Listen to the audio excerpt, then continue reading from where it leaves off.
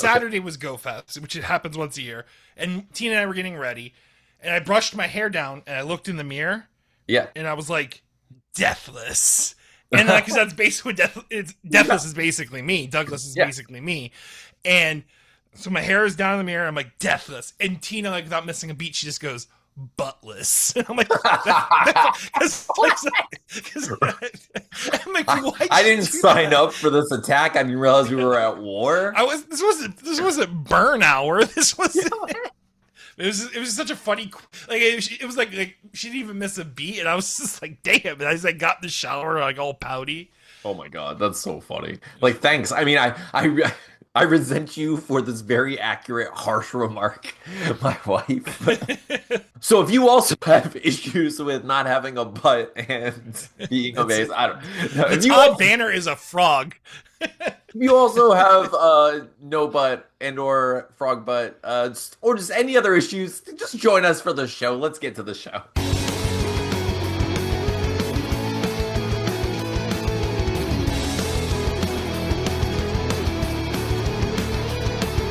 Hello, welcome to We Have Issues. I'm Anthony. And I am Stevie Buttless Wildcard. And every week, my buttless best friend and I do our best to overcome the various issues and obstacles and nonsense that life throws our way in order to get something done. Most recently, we've been working on a supernatural superhero culty comedy comic called Deathless. Listen, Steven, I've decided, okay, so we have this show. All right, this is a weekly show. For those of you joining for the first time, welcome to our show. Thank you so much for clicking any of the random links that I've shared across all of the social medias and been met with mostly crickets. So if you're one of the few people that are like, I'll give these guys a chance, thank you. And I listened to those chirps and I joined. yeah, please, we appreciate your chirps, no matter how loud or quiet. Please hit the subscribe button, share our show with your friends and everything. But every week we do this to kind of hold ourselves accountable. We like to talk about what our projects are, what we're going through in life. Like what the universe is throwing at us this week. Because I mean, you know, if you're watching this, you're probably a human, probably not a real cricket. If you are a real cricket, please comment below for the algorithm. Let us know that we have a cricket. Jiminy, we need you, buddy. I would love to be big with crickets. I'm not even kidding. Like, if I found out that birds were like really into me, I would feel so good about me. Fans. When you said, I just had to say, it might be because I've been watching so much Community, but the way that you said, I would love to have a cricket, dude, it was so Dean coded the way you just said that. I would love to have crickets. It's just, I don't know, it just like, it hit me like right. I was like, oh my God, that's something Dean would say. That's something Dean would say. I would love inflections. that. I would love to be, the big in the cricket community. So if you're out there right now, no. But Steven, we're making comic books. You know, we're talking about making like a colony, a cult. And I love that concept. But I was thinking, Steven, what if people don't love the idea of telling people that they're joining a cult, because it makes them feel like weird inside. They're like, I have to deal with the face that people make when you tell them you're joining a cult. If you're like, I'm in a cult, I'm in a colony, you have to answer all these questions. Like, what do they believe in? Who are you sacrificing? How much blood did you have to give? And all that stuff, which we can answer all those questions when during the initiation process. But regardless, Steven, what if instead of a cult, we start a band? Ooh, we're just in like one big world band. One big band, Steven. One big band. It doesn't matter. If you're out there and you're like, I don't. We're basically like Slipknot squared. Like, we're just like, we got you. You can hit trash cans. You can hit balloons. Like, if you want to like tap water bottles, you're in the band, buddy. Listen, your body is your instrument. If you don't have a body, then, your thoughts are your instrument. I don't care. You don't have to play anything to be in a band. I will say, Armpit Guy has already filled the position. We do have Armpit Guy already. We have Armpit Guy. If you were coming in with we have Armpit Guy. So, but like, if you have two Armpit Guys, you can't. But if you're like, I don't play anything, go pay attention. There's a very famous band, the most famous band from the land of ska, called the Mighty Mighty Bosstones. They have a guy that just dances. Steven. That's his Yep. body. He His slaps his body. ankles and dances. 100%. He's in that. The impression that I get is that that guy is doing great for the band. He's a hype man, and it helps, and we need that. So if you want to join our band in any capacity, comment below. Let us know what you want to bring to the band and what you want to play. But otherwise, please, hang on. But otherwise, thank you for joining us. Thank you for being a part of this. Thank you for caring about what we're doing at all. But let's get to what our weird band is doing this week. This week, Steven, we are playing the Song of Success. Steven, we freaking did it. Yes, the greatest success. Oh, Steven, I Great like, success. oh my God. Okay, so Steven and I have been working very hard on our new book, Deathless, but we had to pause it. It's due in 2 months, right? We're nearly finished with it. We have to ship it off as soon as possible, but we had to pause it so we could, hang on. We had to pause Deathless so we can work on a hired gun project. Which is also something that we've kind of fallen in love with, which is it's Hmm. like an action adventure, like seductive vampire horror comedy situation. So we made a comic book, a Hmm. vampire comic book. We did that very quickly, Stephen. We like Hmm. really put the pedals to the metal and proved that we can do pretty much anything. I'm pretty impressed by us, which I know sounds. It Listen, was. It was. I don't care how, I'm going to say I don't care how It's it sounds. like, If hey, you're out yeah, there, we right? did great. Yeah, well, if you're out there and you've ever worked on anything and like, if you're writing a book, it's a tough task. It's a tedious process. It takes a lot out of you. It's exhausting to climb that particular staircase. And the same can be said for many other like creative endeavors. Making a comic book like this is hard no matter how much time you give yourself. But to give ourselves only have this short window of time to create something and to still create something that's good, personal to us, and actually like stylistically, I think gorgeous from what you've created. See, like your pencils and inks and the colors are all awesome. It's such a cool book, and I'm so proud of it, and I love it. That being said, Steven, how does it feel to be freaking done with that thing?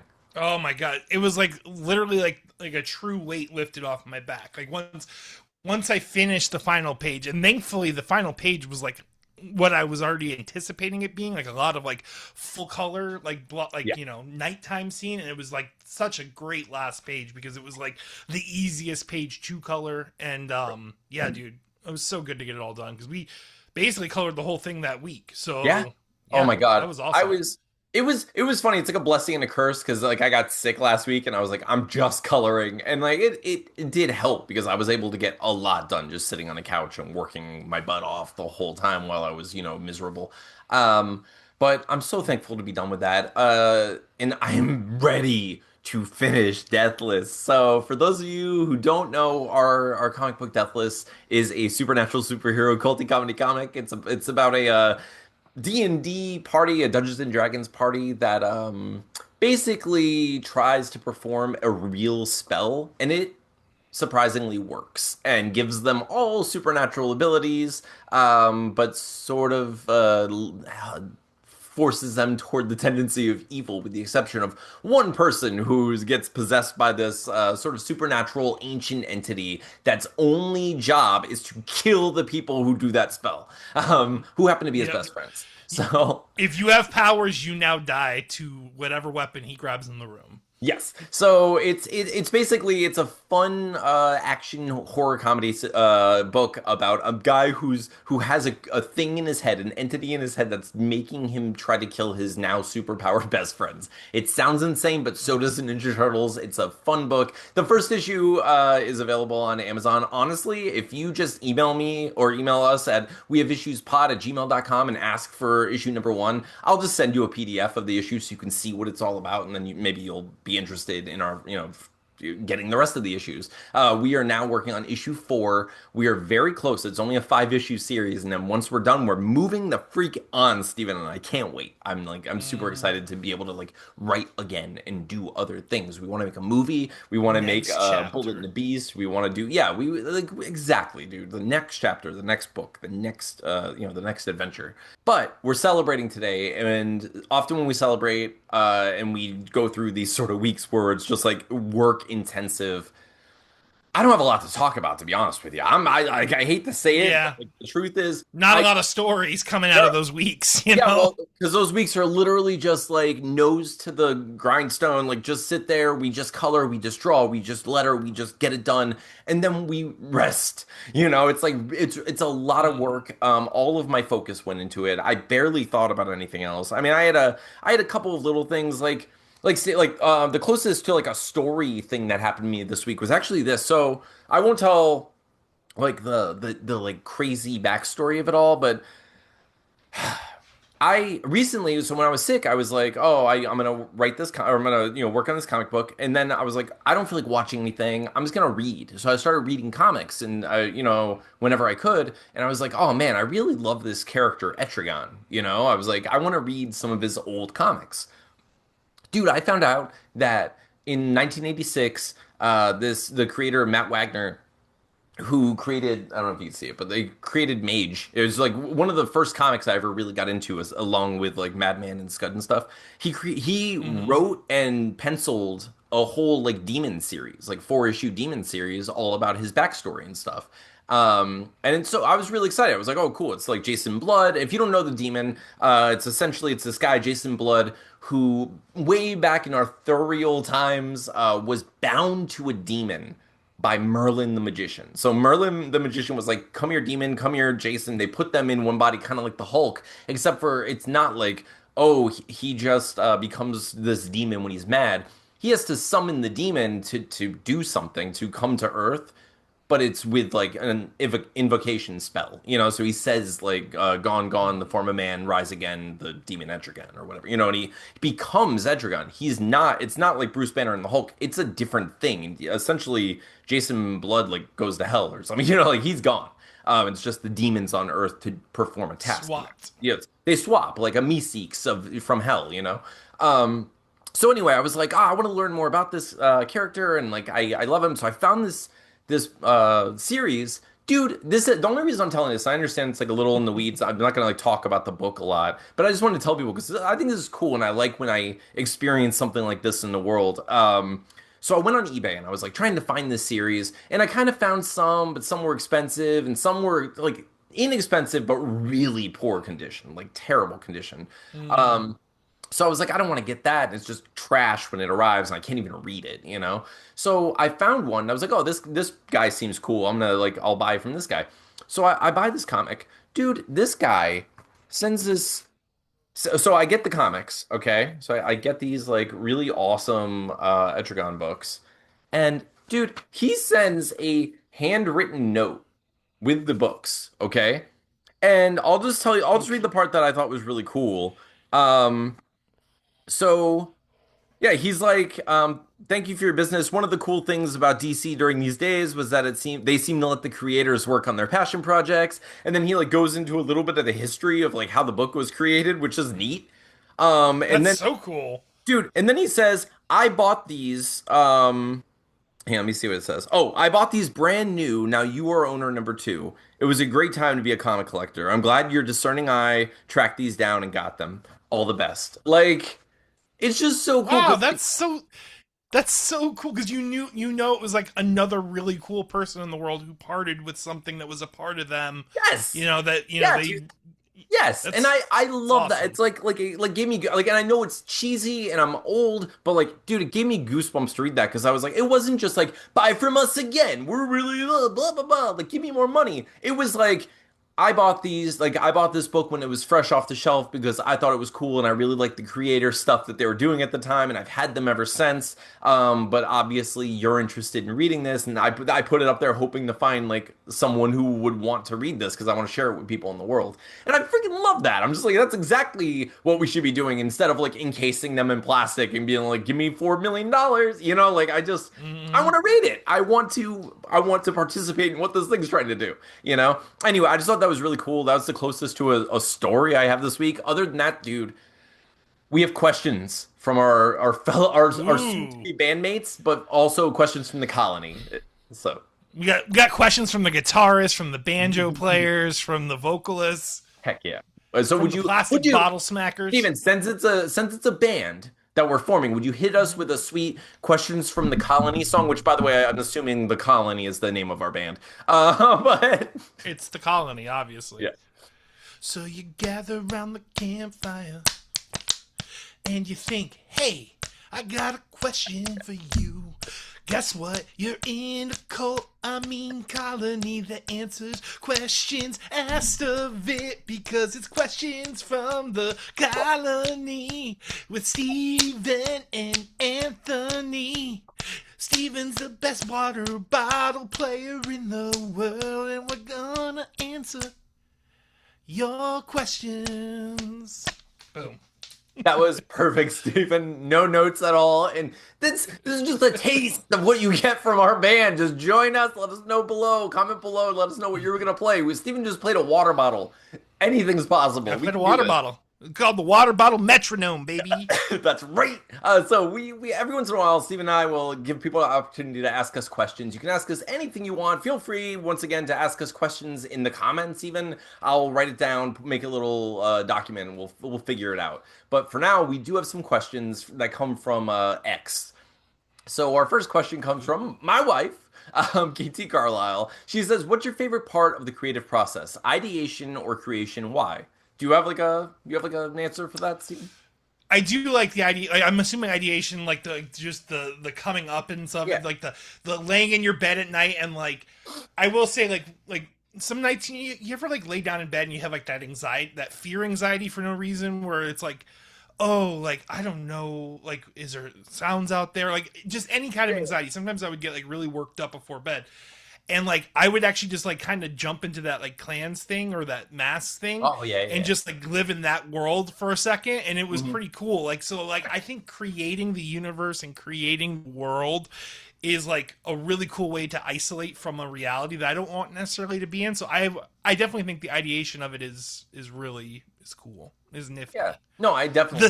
The finalization of the creation is fucking awesome too, but. Yes. Yeah, Yeah, it's like say a lot of people say like, oh, I don't like writing. I like having written, you know. I like both. I know like I'm not gonna cheap out. I'm trying to think of like what I really like doing. Oh man. It depends on how you define it, right? Like I'll tell you my favorite part because like I'm gonna. She says, "What's your favorite part? Ideation or creation?" My favorite part is literally solving the story puzzle, like figuring out how the story perfectly fits in place, and when that like and sometimes, dude, sometimes that literally happens while I'm writing it. Like I'll have an outline and I'm like, I'm not sure how this is. So it's kind of both, which like I'm trying to not cop out, but like it's so funny that you say that though, because I was literally before I was gonna let you say what you were gonna say, then I was gonna say yours is probably a combination of both, because I know nothing like strokes like the good feelings in you when you solve a puzzle in your own writing. You know what I'm saying? It makes Like me so and like happy. I think it's so you literally said it. It's so funny. Like that's exactly what I think of you when I think of that. So. Yeah, you know me. I just like there are just things like I love writing. I mean I filmed myself writing the whole freaking stakeout mini screenplay. So you could see me just like being a goober, right? Like coming up with like random stuff and be like, "Oh, this is great. Wait, I have an idea." And it's like you have those like epiphanies and I mean it's funny when your own brain is the dopamine machine. You're like, I did it. I'm amazing. You know, it's like you created the problem and the solution and it felt good. What? You know, like without any pain. Yeah, it's just, you know, it's great. This didn't exist. You made it exist. Got upset because you couldn't figure out why it should still exist. Solved why it should exist, and now you're happy about it. Yeah, where our brains are basically Jack Skellington, dude. That's all we do. Yeah, we're just like we're like, ooh, what is this story? I'll figure it out. Wait a minute, I'm bad at this. But I created this story, and it's like, wait, what is happening? Sit down, Jack. But anyway, yeah, it's kind of both. I feel like it's a fair enough answer. I like the creation part of it is fun when when you get in that like weird flow state, like you know, like when you start like sketching out and at first you're like struggling with like figuring out the composition of a page, but once it all starts coming together and it's like, wait, am I doing this or is it just happening? Like it feels like a printer sometimes. You know, as far as like you're like, oh, I know where everything goes now, you know. But I guess it's just weird. It's not like a It's not a this or that. It's not like as binary as ideation or creation. I think you're ideating as you're creating sometimes, and kind of like creates this Mm-mm. weird mosaic of experience. That's the answer, my wife. All right, let me see. So JM the Elite Fan asks, is it better to write a story with a redeemed hero or a bastard of an antagonist? I'm reading Dorian Gray right now, and I'd say Lord Henry belongs in the latter and makes the story much more interesting. All right, so we have redeemed hero or bastard of an antagonist. Which one do you think is better? I think, truthfully, we all hate those bastards. You know, those really Yeah, nasty, vile motherfuckers. But Joffrey. they really do make you like. Yeah, I mean, you think. I mean, Joffrey. You know, Joffrey was horrible, but fuck, man, what was his Oh, name again? oh, I know you're talking Ramsey. about Like, Ramsey. Ramsey is. yeah, it was Ramsey, right? Yeah, it was Ramsey. Oh Yeah. my god. Oh my god. Like, I mean, they made Joffrey. I mean, Joffrey was still horrible in so many Oh, ways. yeah. But yeah, Look, like I feel like a true bastardy fucking antagonist really does, even though you hate it while it's happening as the viewer, reader, whatever. yeah. You don't realize the hooks, the grabs Oh, that yeah. those villains do for you. You know, especially in an era where every villain is gray anymore. It is really Yeah. nice to see a true Yeah. nasty Well, motherfucker. You know. and I'll say this, Stephen. As far as redeemed hero, right? So I think the question becomes, what's more satisfying to a reader, right? Is it Mm. watching a hero finally be recognized for his accomplishments, or their accomplishments and what they're capable of and what they do, and be have their reward lauded upon them, or is it more satisfying to see the villain, the bastard villain, get their comeuppance, and I think the comeuppance kind of wins every time as far as the satisfaction is concerned. Like, there's Mm-hmm. no, like, okay, first thing that came to mind for some reason was Wedding Crashers, right? I wanted, like, there was nothing I wanted more in my entire life than to watch Bradley Cooper get punched in Wedding Crashers. It's all I wanted that whole movie. I was like, oh my God, this guy's the worst. He's a terrible person, and I don't agree with, I don't condone violence. I'm not a violent person. I would never respond that way, but I wanted someone to punch him, and it needed to happen so much more than I cared about what happened to Owen Wilson, or I cared about what Yeah. happened to Vince Vaughn. I needed him to get punched, and it happened. And it was like, whoa, satisfaction. So like, as far as that's concerned, I think as long as you still do the work of making the hero's journey, like, have that arc where it makes sense, having them uh be conducive to the villain's downfall is incredibly rewarding and does both things. So yeah, Mm-hmm. like, I love that. Steven, this is just a question for you. It's, what are your top five condiments? Top five condiments. Number Don't get it one wrong, Steven. is no, I won't. Number one is mayonnaise, just the base mayonnaise. Because I mean, I typically, if you want my true favorite condiment, is I get that chili crunch oil, the Chinese oil, Yeah, yeah, it's great. and I take a spoonful of that oil and I mix it into the mayonnaise, and it just makes like this magic. Mhm. It's just so simple, but it's so good. Pretty much all mustards. Mhm. I like pretty much the whole gamut. I like yellow. I like spicy brown, horseradish. Beyond that, I think that covers most of my condiment usage. If I'm honest, Yeah. that's You know what various though? mustards and mayonnaise. Yeah, that's fair. But like, as far as favorites, I'll say, listen, I don't know if it's an age thing. Like for me, it was like, as far as like getting older, I was like, oh, I like lemony like desserts now. Not that it's my favorite, but I Mm-hmm. enjoy them now. I Taste change. Only like baklava now. yeah, but I will say, Steven, as I got older, and of course, like, I like an aioli and stuff, but Steven, Mm. honestly, a good just mayo, I can dip my fries in mayonnaise now. I've never been like Yeah, that my whole life, I got but that German in me, bro. yeah, I mean, me too. That's probably a part of it. But no, but it's just interesting. But anyway, yeah, it's definitely like a mayonnaise. Then yeah, like a mustard slash. I also, Mustards. I mean, I like ketchup. because I'm not gonna lie. I I'm not a snob. I do like ketchup. Steven, we have Paul Childs asked us your favorite movie horse. It can be real or animated. It just has to be a horse that's featured in a movie. It has to be a feature in a movie and be a horse. What's your favorite So movie my horse? first thought was Thunder Horse, even though I don't think there actually was a Thunder Horse in The Metalocalypse. movie, But yeah, yeah, yeah. my movie favorite horse from a movie.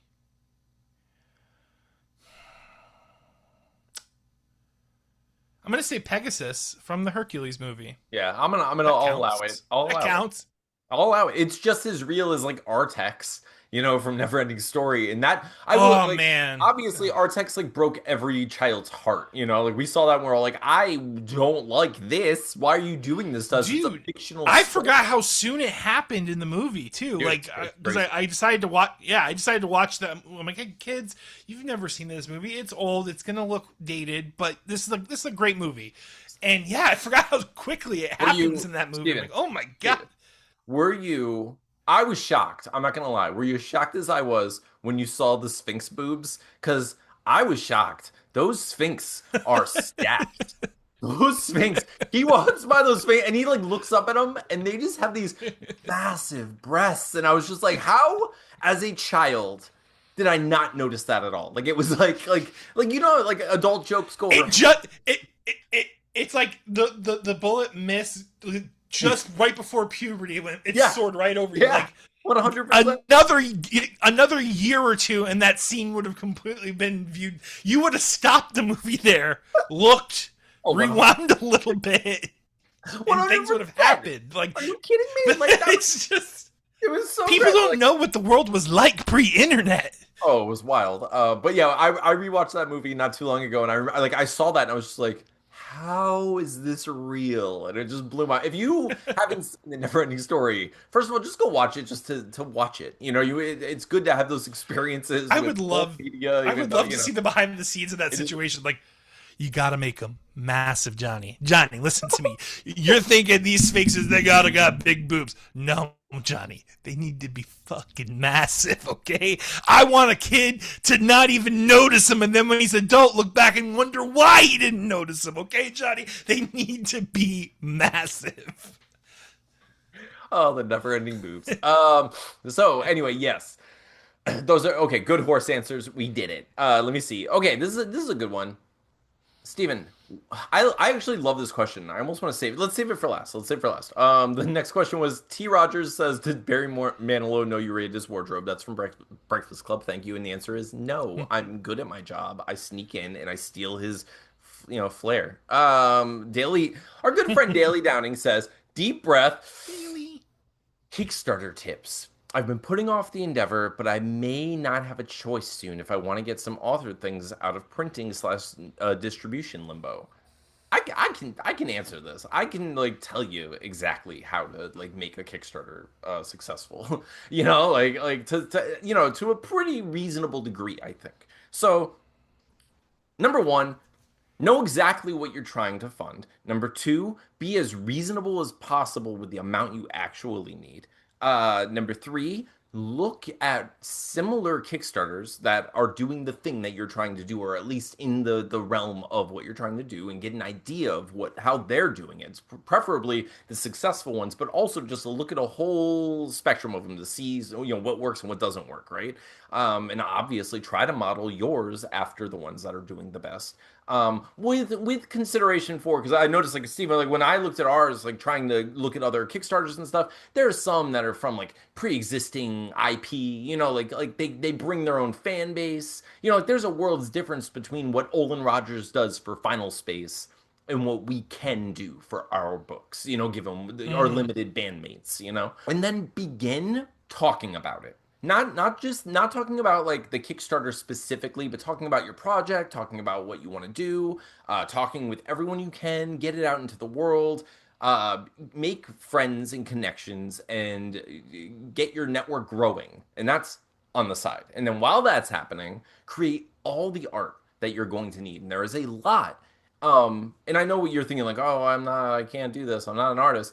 Go on Canva for free, and literally use all of the tools they have at their disposal and just make simple, just simple pieces that'll just illustrate what you're giving, like what the items are, what the rewards will be, what the stretch goals might be. Look at KT Carlisle, my wife's Kickstarter, as an example of this.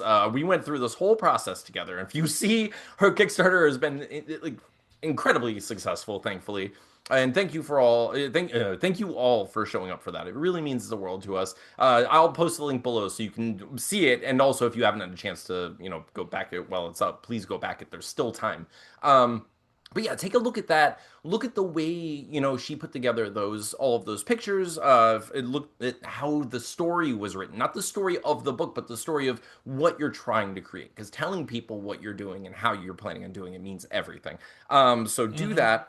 And then once that's all ready, you're not ready to launch yet, right? Like you still just talk about it. Make sure you're starting to grow in as many.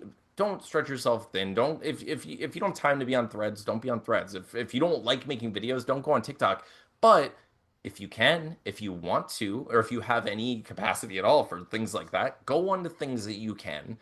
Try to make friends there and try to talk about these things and build community. That's all it is. That's what we're doing here. We're building our Because band. that's what we all try to do. We all try to like prop each other's art up because that's like that's what you do. That's what Yeah. friends. That's what bandmates do. Yep. And I will tell you right now, and I know people are gonna like some people are gonna like dismiss what I'm about to say, but like whatever.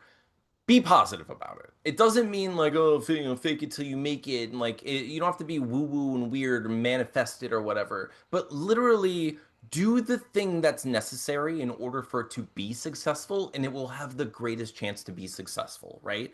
And you have to do that in little steps. You can't just constantly be focusing on how am I going to get $1,000. You have to focus on how do I take this first step? What is this first step? This first step is making a list of images I need. Did you make the list of images you need? Then yeah, take that step. And then the next step is make the first image. Not make 12 images, make the first image. Each image is a step. Each picture that you save, each idea that you have, you're moving toward a goal in real time. And that's what you focus on. Focus on the present as it's happening, not the fear of what might happen or like the guilt of what hasn't. Just what you're doing and what you can do where you are with what you have, right? And then you do that, keep building your fan base or your audience or your network or whatever you want to call it, your colony, your band, your us, all of us. And have faith that we're here for you because we are. A lot of people will be, even if you don't think so. My wife was certain that her Kickstarter was going to fail, and I'm literally like I'm saying to you, I had this whole speech I gave to her, and I was like, "This is what we have to do, and this is how this works," and it works. I'm telling you, it works. You just have to actually do the work.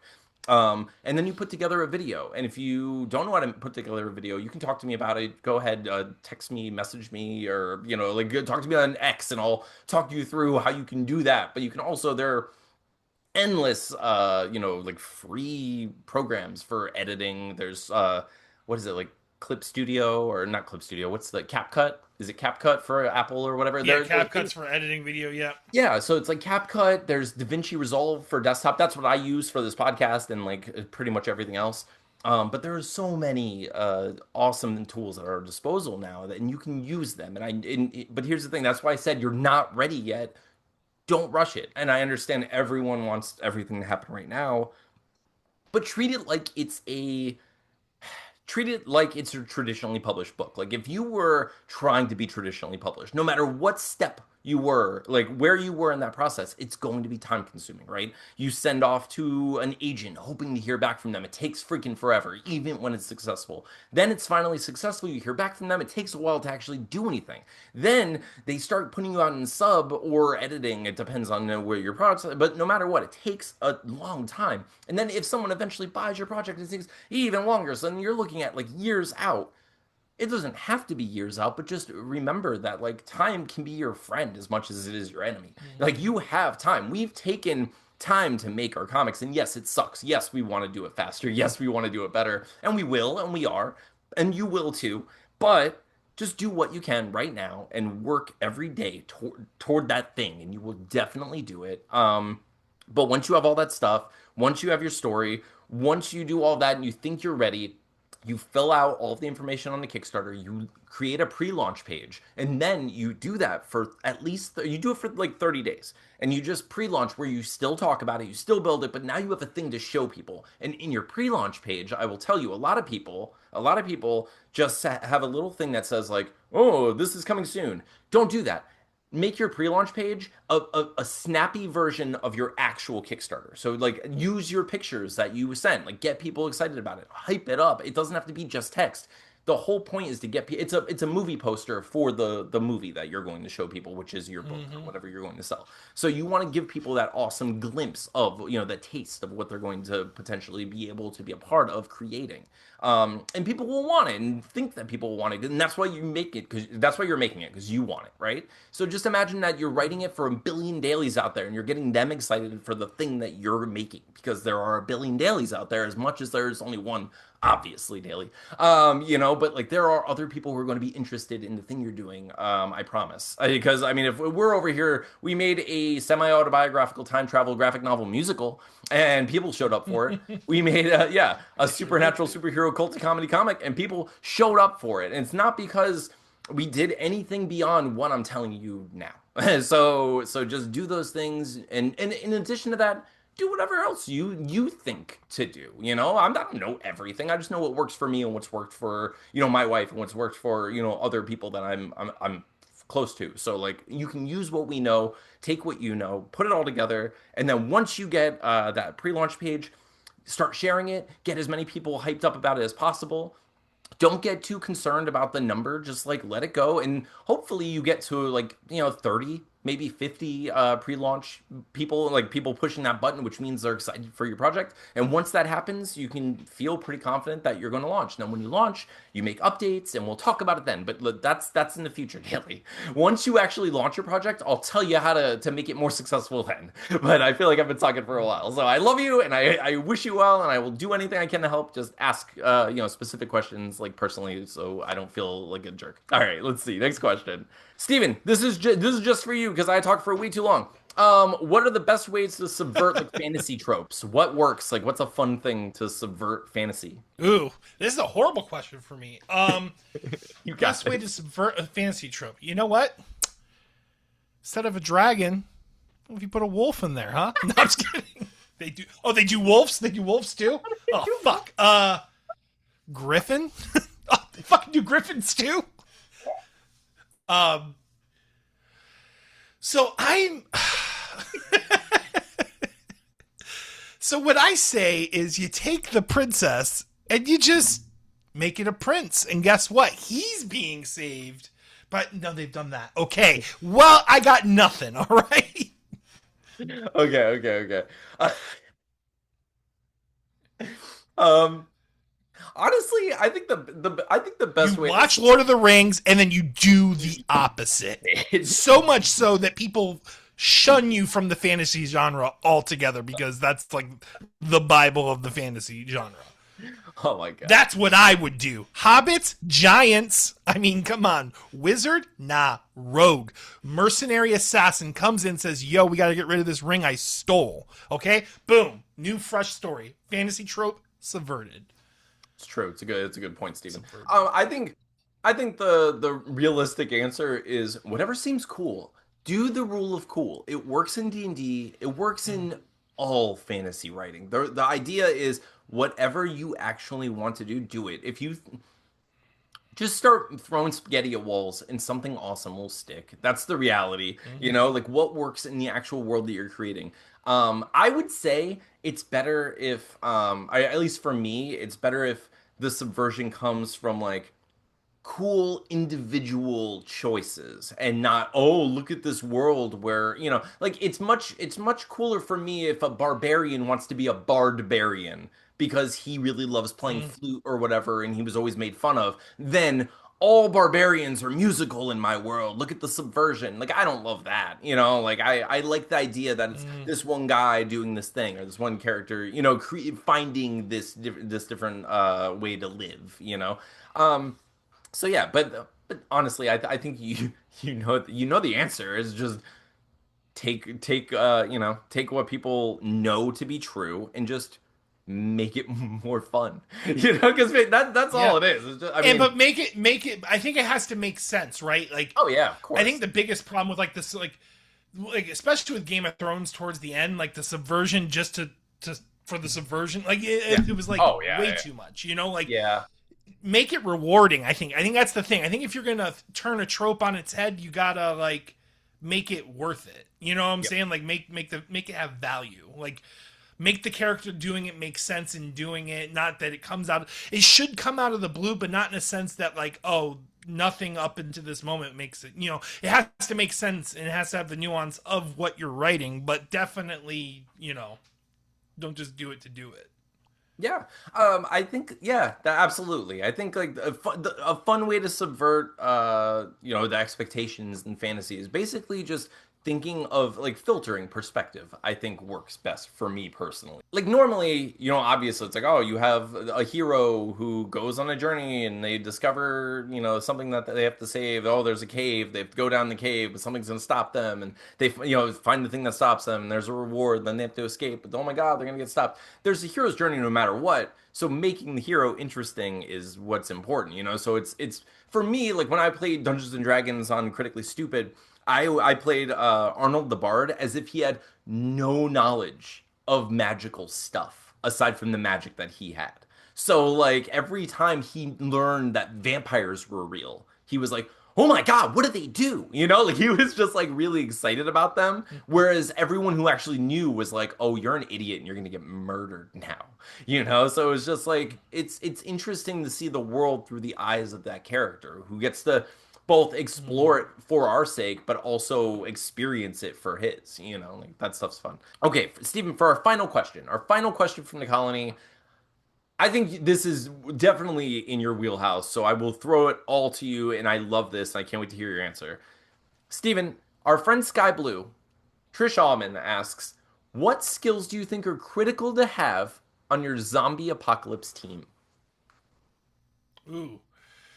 Critical to have, for sure, right off rip. You need someone who has medical knowledge. I think medical knowledge is super important because someone's gonna trip and sprain their ankle. Someone's gonna eat the wrong berry. Something's gonna happen. Like having someone who's versed in medical knowledge is super important.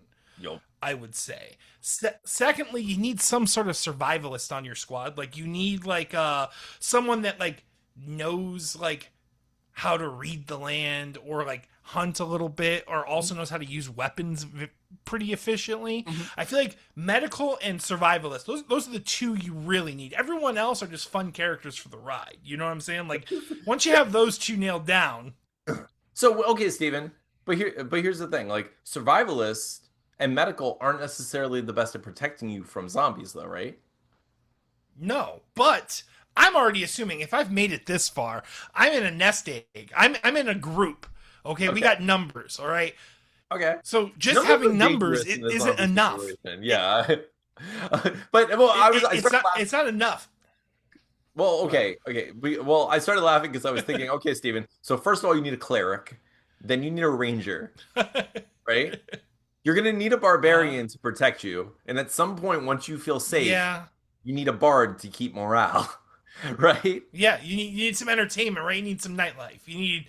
We've survived, but man, this day has been tough. Like I need some I need some loot playing in my life. Yep. I'd say at some point you're probably gonna need a rogue for the sake of like going on finding supplies, doing supply runs with the ranger. We've discovered it's not the zombies that are the problem; it's the other people. We need someone who can stealthily sneak into their base and sabotage them from within. Okay, like 100%. We are the captain now. We're the captain now. And that's how we're going to survive the zombie apocalypse. It's oops all bards. We got this. But anyway, we're done with our questions. If you have questions for us, make sure you ask them below. Also, please, if you haven't already, make sure you comment below and let us know what you're going to play in our dang band. But Steven, at the end of every week, we always talk about what we're going to do next. And then, thank everyone, get the heck out of here. So what are we working on this week now that we finished Bloodlust? We are back to Deathless, and it's time to steer this bitch back into port. Yes. Yeah, dude, I can't freaking wait. I am jumping, like, oh my God, I'm so excited. Literally tomorrow, as soon as I get out of work, I'm jumping right back on Deathless. I'm so excited to start freaking flatting the rest of this as much as I can, and getting. And I'm gonna start working the cameos in, and so excited. I still get to the t-shirt size. I can probably check Twitter because send me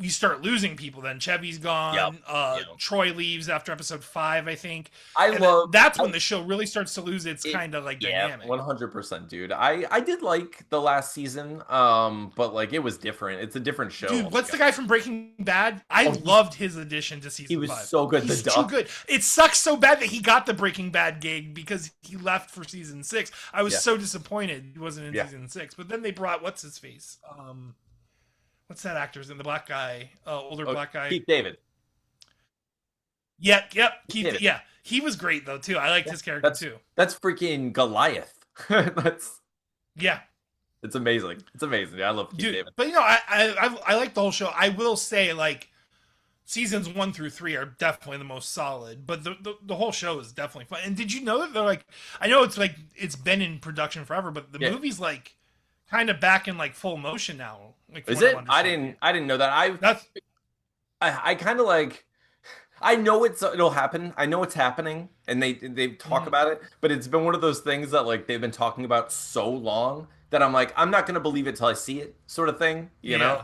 I'm excited for it. I don't, they set up the situation pretty heavily with Troy and like his sailing around and all of that, like it'll be Yeah. interesting. I'm excited to Dude, see that which by the way, that episode was great. Troy's final episode Dude. with the Oh, floor is lava the with Floor's Abed Lava was great episode. too. So good. I love if you haven't watched Community and you're watching this part of the show, I love you. Please go watch Community. It's such a good show. It starts off cheesy and weird, but then becomes this like whole other thing that is still cheesy and It weird. does. It feels rough at first, but it honestly going back, those first episodes are great. They're still great. After you're like in it and you love Yeah. the characters, you're gonna go back and watch those quote unquote rough episodes and still think it's all great. Yeah, I mean, the dude. first episode, has the whole thing with I mean, Chang's great by the way. Like, Oh my god. is there any he's room so in your funny. pocket for a little spare Chang? He's so good. Changnesia. But anyways, he's Yeah. great.